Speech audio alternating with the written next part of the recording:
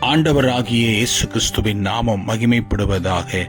இந்த நாளுக்கான தேவனுடைய வார்த்தை, கர்த்தர் நம்மேல் வைத்த கிருபை பெரியது. சங்கீதம் 117:2. இந்த வார்த்தையிலிருந்து நாம் ஒரு காரியத்தை அறிந்து கொள்ள முடிகிறது. கர்த்தருடைய கிருபை நம்மேல் பெரியதாய் விளங்கி கொண்டிருக்கிறது. அதனாலதான், அவருடைய கிருபையினாலதான் நாம் இன்றைக்கு ஜீவனோடு, சுகத்தோடு, பலத்தோடு இன்னைக்கு நாம் வாழ்ந்து கொண்டிருக்கிறோம். நாம் நன்றாய் இருக்கிறோம் என்றால் அவருடைய கிருபை நம்மோடு இருப்பதால் மாத்திரமே.